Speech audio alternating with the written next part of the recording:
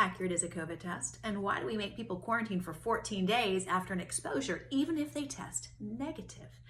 There are many factors, but it turns out that the accuracy of your COVID test depends directly on how long it has been since you have been exposed. So I wanted to talk about some interesting data, a study out of Annals of Internal Medicine to explain this. So come over to my whiteboard of science, where science makes sense. I have a little graph here. Now, keep in mind, art is not my strong suit, but that's okay. You'll forgive me for that. The x-axis here is the number of days since you were exposed to COVID on day 0. So what we see here, the blue is what happens. So day 0, you're exposed to COVID, the virus enters your body, it starts to multiply. So you start to multiply and start to grow what is the viral load. That's how much virus is in your body. You can see that first day is day 0, day 1, day 2, even day 3, the viral load is fairly small. Then suddenly we see it peak right around day 4, typically the day or so before you develop symptoms, and then the viral load kind of stays around. Now, why does this matter? Because this viral load is a direct factor in how accurate the test is going to be. Now, my red marker is for the test accuracy. Now, and how likely it is that you'd have a false negative. You've heard about these. A false negative means somebody who actually has COVID or later is found to have COVID, but they test negative. Now remember, what happens here? The test is looking for the amount of virus that is shed in your mucous membranes.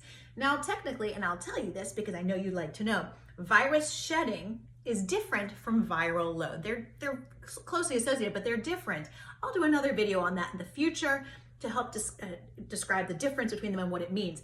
But for today, I'm gonna kind of combine the two just to help you understand the concept, but know that those are two different things.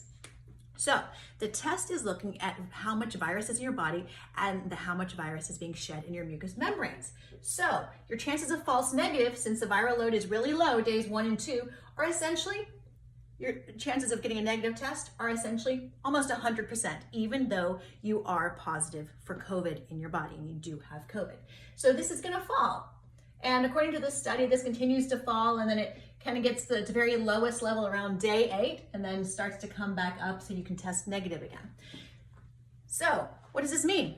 This means that especially in these first 3 days and even beyond, especially in those first 3 days, you could test negative, but it doesn't mean you don't have COVID. It's a really important concept. This is why people have to quarantine for 14 days if they've been exposed, and why one test alone, especially if it's right here, doesn't mean you can get out of quarantine. There are some protocols in place studying to see that if you know when somebody was exposed, could you do 2 separate tests, let them get out of quarantine sooner? That's underway. Not anything we can actually do right now. They're studying it. But now you know. Now you know that the accuracy of your COVID test is directly tied to how long it has been since you've been exposed.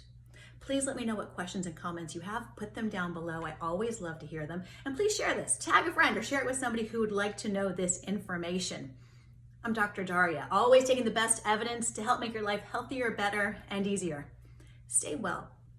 Take care of yourself, take care of each other, and I'll talk to you next time.